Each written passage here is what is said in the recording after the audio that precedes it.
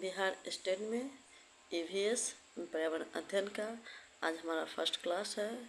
First chapter से प्राकृतिक संसाधन नेचुरल रिसोर्स ईवीएस से 5 प्रश्न पूछा जाता है, चाहे पेपर 1 हो या पेपर 2 हो। चलिए शुरू करते हैं आज का चैप्टर प्राकृतिक संसाधन नेचुरल रिसोर्स से। क्वेश्चन ईवीएस का फर्स्ट क्वेश्चन है, निम्नलिखित में से कौन सा प्राकृतिक संसाधन है। क्या पूछा गया, निम्नलिखित में से कौन सा प्राकृतिक संसाधन है। ए में है प्लास्टिक, प्लास्टिक प्राकृतिक संसाधन नहीं है। बी में है वायु, सी में है सीमेंट, सीमेंट भी प्राकृतिक संसाधन नहीं है। डी में है कांच, कांच भी नहीं है। तो क्वेश्चन नंबर 1 का आंसर हो जाएगा प्राकृतिक संसाधन है वायु। क्या है वायु, तो क्वेश्चन नंबर 1 का आंसर हो जाएगा बी। चलिए अब चलते हैं नेक्स्ट क्वेश्चन की तरफ। नेक्स्ट क्वेश्चन में क्या है, नेक्स्ट क्वेश्चन में है निम्नलिखित में से कौन सा नवीकरणीय प्राकृतिक संसाधन है। क्या पूछा गया, निम्नलिखित में से कौन सा नवीकरणीय प्राकृतिक संसाधन है। ए में है कोयला, बी में है पेट्रोलियम, सी में है सौर ऊर्जा, डी में है प्राकृतिक संसाधन। तो क्या पूछा है, नवीकरणीय प्राकृतिक संसाधन है। तो क्वेश्चन नंबर 2 का आंसर हो जाएगा सौर ऊर्जा। क्या होगा, सौर ऊर्जा। चलिए अब चलते हैं नेक्स्ट क्वेश्चन की तरफ। नेक्स्ट क्वेश्चन में है पृथ्वी पर जल का सबसे बड़ा भंडार किस रूप में है। क्या पूछा गया है, पृथ्वी पर जल का भंडार किस रूप में है। ए में है नदी में, नहीं नदी में सबसे बड़ा जल का भंडार नहीं है, तो ये भी नहीं होगा आंसर। बी में है झीलों में, नहीं झीलों में नहीं है सबसे बड़ा जल का भंडार, ये भी नहीं होगा। और सी में है महासागर में, और डी में है भूमिगत जल में, भूमिगत जल भी नहीं होगा। आंसर हो जाएगा महासागरों में। पृथ्वी पर जल का सबसे बड़ा भंडार है वो है महासागर। क्वेश्चन नंबर 3 का आंसर हो जाएगा सी। चलिए अब चलते हैं नेक्स्ट क्वेश्चन की तरफ। नेक्स्ट क्वेश्चन में है वायुमंडल में सर्वाधिक मात्रा में कौन सी गैस पाई जाती है। क्या है, वायुमंडल में सर्वाधिक मात्रा में कौन सी गैस पाई जाती है। ए में है ऑक्सीजन, तो ऑक्सीजन तो 21% है वायुमंडल में, कितना है 21%। बी में है नाइट्रोजन, सी में है कार्बन डाइऑक्साइड, और डी में है हाइड्रोजन। तो वायुमंडल में सर्वाधिक मात्रा में जो गैस पाई जाती है वो है नाइट्रोजन। तो क्वेश्चन नंबर 4 का आंसर हो जाएगा क्या, नाइट्रोजन। वायुमंडल में 78% नाइट्रोजन पाया जाता है, इसलिए हमारा आंसर हो जाएगा वायुमंडल सर्वाधिक मात्रा में कौन सी गैस पाई जाती है, तो वह नाइट्रोजन। तो क्वेश्चन नंबर 4 का आंसर हो जाएगा बी। चलिए हम चलते हैं नेक्स्ट क्वेश्चन की तरफ। नेक्स्ट क्वेश्चन में है पौधे प्रकाश संश्लेषण के दौरान मुख्य रूप से किस गैस का उपयोग करता है। क्या पूछा गया है, पौधे प्रकाश संश्लेषण के दौरान मुख्य रूप से किस गैस का उपयोग करते हैं, किस गैस का मुख्य रूप से उपयोग करते हैं। ए में है ऑक्सीजन, नहीं ऑक्सीजन का नहीं करते हैं प्रकाश संश्लेषण के द्वारा। बी में है नाइट्रोजन, नाइट्रोजन भी नहीं होगा। सी में है कार्बन डाइऑक्साइड, डी में है हाइड्रोजन, हाइड्रोजन नहीं। आंसर क्या हो जाएगा, आंसर हो जाएगा कार्बन डाइऑक्साइड। पौधे प्रकाश संश्लेषण के दौरान मुख्य रूप से जिस गैस का उपयोग करते हैं वो है कार्बन डाइऑक्साइड। तो क्वेश्चन नंबर 5 का आंसर हो जाएगा सी। क्या, सी इसका आंसर हो जाएगा। और चलते हैं नेक्स्ट क्वेश्चन की तरफ। नेक्स्ट क्वेश्चन में है नेक्स्ट क्वेश्चन में क्या है, नेक्स्ट क्वेश्चन में है निम्नलिखित में से कौन सा अनवीकरणीय संसाधन है। क्या पूछेगा, निम्नलिखित में से कौन सा अनवीकरणीय संसाधन है। ए में है सूर्य का प्रकाश, ये भी नहीं होगा अनवीकरणीय संसाधन। बी में है पवन, ये भी नहीं होगा। सी में है कोयला, और डी में है जल। तो आंसर क्या हो जाएगा, आंसर हो जाएगा अनवीकरणीय संसाधन है वो है कोयला। तो क्वेश्चन नंबर 6 का आंसर हो जाएगा सी। चलिए अब हम चलते हैं नेक्स्ट क्वेश्चन की तरफ। नेक्स्ट क्वेश्चन में क्या है, नेक्स्ट क्वेश्चन में है जल संरक्षण का सबसे उपयुक्त उपाय कौन सा है। क्या पूछा, जल संरक्षण का सबसे उपयुक्त उपाय कौन सा है। ए में है जल को व्यर्थ बहना, नहीं ये उपयुक्त उपाय थोड़ी ना होगा जल संरक्षण का। बी में है वर्षा जल संचय, हाँ ये हो सकता है। सी में है नदियों में कचरा डालना, ये भी नहीं होगा नदियों में कचरा डालना। डी में है अत्यधिक भूजल दोहन, ये भी नहीं होगा। आंसर क्या, जल संरक्षण का सबसे अच्छा उपाय है वर्षा जल को संचय करना। क्या, वर्षा जल को संचय करना। तो क्वेश्चन नंबर 7 का आंसर हो जाएगा बी। अब हम चलते हैं नेक्स्ट क्वेश्चन की तरफ। नेक्स्ट क्वेश्चन में क्या है?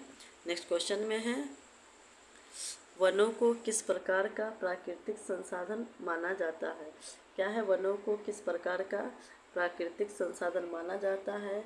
ए में है जैविक संसाधन, बी में है कृत्रिम संसाधन, कृत्रिम तो नहीं होगा, प्राकृतिक संसाधन, और सी में है मानव निर्मित संसाधन, ये भी नहीं होगा, डी में औद्योगिक संसाधन, तो ये भी नहीं होगा। आंसर हो जाएगा क्या? आंसर हो जाएगा जैविक संसाधन। वनों को किस प्रकार का प्राकृतिक संसाधन माना जाता है? तो वह जैविक संसाधन। तो क्वेश्चन नंबर 8 का आंसर हो जाएगा ए। क्या आंसर हो जाएगा? ए इसका आंसर हो जाएगा। चलिए अब हम चलते हैं नेक्स्ट क्वेश्चन की तरफ। नेक्स्ट क्वेश्चन में है मृदा अपरदन को कम करने में कौन सा उपाय सहायक है? क्या पूछा गया? मृदा अपरदन को कम करने में कौन सा उपाय सहायक है? ए में है वनों की कटाई, नहीं, वनों की कटाई से मृदा अपरदन को कम करने का उपाय नहीं है। बी में वृक्षारोपण, सी में अत्यधिक चराई, अत्यधिक चराई भी नहीं, डी में है भूमि को खाली छोड़ना, तो ये भी नहीं। आंसर क्या हो जाएगा? आंसर हो जाएगा वृक्षारोपण। क्या? वृक्षारोपण होगा। मृदा अपरदन को कम करने का सबसे अच्छा उपाय है वृक्षारोपण। तो क्वेश्चन नंबर 9 का आंसर हो जाएगा बी, वृक्षारोपण। चलिए अब हम चलते हैं नेक्स्ट क्वेश्चन की तरफ। नेक्स्ट क्वेश्चन में क्या है? नेक्स्ट क्वेश्चन में है निम्नलिखित में से कौन सा ऊर्जा का नवीकरणीय स्रोत है? क्या पूछा है? निम्नलिखित में से कौन सा ऊर्जा का नवीकरणीय स्रोत है? ए में है पेट्रोलियम, ये भी नहीं होगा, बी में है कोयला, ये भी नवीकरणीय स्रोत नहीं है, सी में है पवन ऊर्जा, और डी में है प्राकृतिक गैस, ये भी नहीं। तो क्वेश्चन नंबर 10 का आंसर हो जाएगा पवन ऊर्जा। क्या होगा? पवन ऊर्जा नवीकरणीय स्रोत है। चलिए अब हम चलते हैं नेक्स्ट क्वेश्चन की तरफ। नेक्स्ट क्वेश्चन में क्या है? नेक्स्ट क्वेश्चन में है प्राकृतिक संसाधनों के संरक्षण का मुख्य उद्देश्य क्या है? क्या पूछेगा? प्राकृतिक संसाधनों का संरक्षण का मुख्य उद्देश्य क्या है? ए में है उनका अधिकतम दोहन, नहीं, अधिकतम दोहन भी नहीं होगा इसका आंसर। बी में है उनका सतत उपयोग, सी में है उनका नष्ट करना भी नहीं होगा, डी में है उनका निजीकरण नहीं हो। क्या होगा? प्राकृतिक संसाधनों के संरक्षण का मुख्य उद्देश्य होता है उनका सतत उपयोग, जितना उपयोग हो उतना ही करना, ज़्यादा नहीं करना। प्राकृतिक संसाधन का संरक्षण का मुख्य उद्देश्य होता है उनका सतत उपयोग। तो क्वेश्चन नंबर 11 का आंसर हो जाएगा बी। क्या? बी इसका आंसर हो जाएगा। अब हम चलते हैं नेक्स्ट क्वेश्चन की तरफ। नेक्स्ट क्वेश्चन में है भूजल का प्रमुख स्रोत क्या है? क्या पूछा गया? भूजल का प्रमुख स्रोत क्या है? ए में है वर्षा का जल, बी में है समुद्री जल, सी में है हिमालयी चट्टानें, डी में है वायुमंडलीय गैस। क्या पूछेगा? भूजल का प्रमुख स्रोत है। क्या होगा भूजल का प्रमुख स्रोत? तो क्या होगा? भूजल का प्रमुख स्रोत है वर्षा का जल। क्या होगा? वर्षा का जल। तो क्वेश्चन नंबर 12 का आंसर हो जाएगा ए, वर्षा का जल भूजल का प्रमुख स्रोत होता है। चलिए अब हम चलते हैं नेक्स्ट क्वेश्चन की तरफ। नेक्स्ट क्वेश्चन में क्या है? नेक्स्ट क्वेश्चन में है वनों की कटाई का प्रमुख परिणाम क्या हो सकता है? चलो, वनों की कटाई का प्रमुख परिणाम क्या हो सकता है? ए में है जैविक विविधता में वृद्धि, बी में है मृदा अपरदन में कमी, सी में है जैविक विविधता का ह्रास, और डी में है वर्षा में निश्चित वृद्धि। तो क्या होगा? वनों की कटाई का प्रमुख परिणाम होगा जैविक विविधता में वृद्धि, नहीं, ये भी नहीं होगा। बी में है मृदा अपरदन में कमी, ये भी नहीं होगा। सी जैविक विविधता का ह्रास, हाँ, ये हो सकता है। तो क्वेश्चन नंबर 13 का आंसर हो जाएगा सी। क्या इसका आंसर हो जाएगा? सी इसका आंसर हो जाएगा 13 का। चलिए और हम चलते हैं नेक्स्ट क्वेश्चन की तरफ। नेक्स्ट क्वेश्चन में क्या है? नेक्स्ट क्वेश्चन में है जल चक्र में जलवाष्प के ठंडा होकर जल में बूंदों में बदलने की प्रक्रिया कहलाती है। क्या है? जल चक्र में जलवाष्प के ठंडा होकर जल की बूंदों में बदलने की प्रक्रिया कहलाती है। ए में वाष्पीकरण, नहीं, वाष्पीकरण नहीं होगा। बी में संघनन, सी में है वाष्पोत्सर्जन, ये भी नहीं होगा, और डी में अवशोषण, ये भी नहीं होगा। आंसर क्या हो जाएगा? जल चक्र में जलवाष्प के ठंडा होकर जल की बूंदों में बदलने की प्रक्रिया कहलाती है संघनन। तो क्वेश्चन नंबर 14 का आंसर हो जाएगा बी। क्या होगा? 20 का आंसर हो जाएगा संघनन। हम चलते हैं नेक्स्ट क्वेश्चन की तरफ। नेक्स्ट क्वेश्चन में क्या है? नेक्स्ट क्वेश्चन में है निम्नलिखित में से कौन सा प्राकृतिक संसाधनों के संरक्षण में सहायक है? क्या पूछा? निम्नलिखित में से कौन सा प्राकृतिक संसाधनों के संरक्षण में सहायक है? ए में है पुनर्चक्रण, बी में है अपव्यय, सी में वनों की कटाई, डी में अत्यधिक खनन। तो क्वेश्चन नंबर 15 का आंसर हो जाएगा प्राकृतिक संसाधनों के संरक्षण में सहायक है पुनर्चक्रण। क्या है? पुनर्चक्रण। तो क्वेश्चन नंबर 15 का आंसर हो जाएगा ए। क्या इसका आंसर हो जाएगा? इसका आंसर हो जाएगा ए। चलिए अब चलते हैं नेक्स्ट क्वेश्चन की तरफ। नेक्स्ट क्वेश्चन में है पेट्रोलियम किस प्रकार का संसाधन है? क्या पूछा गया है? पेट्रोलियम किस प्रकार का संसाधन है? पेट्रोलियम किस प्रकार का संसाधन है? ए में है नवीकरणीय, बी में अनवीकरणीय, सी में जैविक रूप से पुनः बनने वाला और डी में है असीमित। तो क्या होगा? नवीकरणीय भी नहीं होगा, जैविक रूप से पुनः बनने वाला भी नहीं होगा, असीमित भी नहीं होगा। क्वेश्चन नंबर 16 का आंसर हो जाएगा अनवीकरणीय। क्या होगा? पेट्रोलियम किस प्रकार का संसाधन है? अनवीकरणीय है। तो क्वेश्चन नंबर 16 का आंसर हो जाएगा बी। चलिए अब हम चलते हैं नेक्स्ट क्वेश्चन की तरफ। नेक्स्ट क्वेश्चन में क्या है? नेक्स्ट क्वेश्चन में है वायु प्रदूषण को कम करने में कौन सा उपाय सहायक है? क्या वायु प्रदूषण को कम करने में कौन सा उपाय सहायक है? ए में है अधिक वृक्षारोपण, बी में अधिक जीवाश्म ईंधन जलाना, नहीं जीवाश्म ईंधन जलाना नहीं होगा, वायु प्रदूषण को कम करने का उपाय। सी में है कचरा खुले में डालना, तो ये भी नहीं होगा, ये भी नहीं होगा। डी में वनों की कटाई, ये भी नहीं। आंसर क्या होगा? अधिक वृक्षारोपण। अधिक वृक्षारोपण से वायु प्रदूषण को कम करने का सबसे अच्छा उपाय क्या है? वायु प्रदूषण को कम करने का। तो क्वेश्चन नंबर 17 का आंसर हो जाएगा ए। और हम चलते हैं नेक्स्ट क्वेश्चन की तरफ। नेक्स्ट क्वेश्चन में क्या है? नेक्स्ट क्वेश्चन में है जल का अत्यधिक दोहन किस समस्या को जन्म दे सकता है? जल को अत्यधिक दोहन किस समस्या को जन्म दे सकता है? ए में है भूजल स्तर में वृद्धि, जल का अत्यधिक दोहन भूजल स्तर में वृद्धि, नहीं ये भी आंसर नहीं होगा। और बी में है भूजल स्तर में कमी, और सी में है वर्षा में वृद्धि, नहीं वर्षा में वृद्धि भी नहीं होगा। डी में है मिट्टी की उर्वरता में निश्चित वृद्धि, ये भी नहीं होगा। क्वेश्चन नंबर 18 का आंसर हो जाएगा भूजल स्तर में कमी। क्या होगा? भूजल स्तर में कमी, जल का अत्यधिक दोहन होगा। क्या होगा? भूजल स्तर में कमी। तो क्वेश्चन नंबर 18 का आंसर हो जाएगा बी।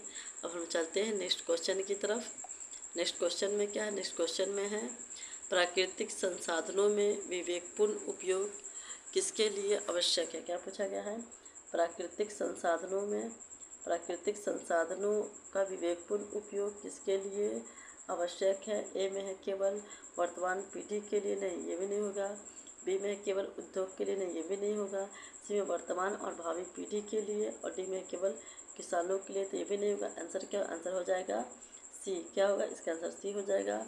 प्राकृतिक संसाधनों का विवेकपूर्ण उपयोग कहलाता है वर्तमान और भावी पीढ़ी के लिए आवश्यक है। किसके लिए? वर्तमान और भावी पीढ़ी के लिए। तो क्वेश्चन नंबर 19 का आंसर हो जाएगा सी। अब हम चलते हैं नेक्स्ट क्वेश्चन की तरफ। जो लास्ट क्वेश्चन है, लास्ट क्वेश्चन का क्या है? क्वेश्चन देखते हैं निम्नलिखित में से कौन प्राकृतिक संसाधनों के संरक्षण का सर्वोत्तम उदाहरण है? क्या पूछा गया है? निम्नलिखित में से कौन प्राकृतिक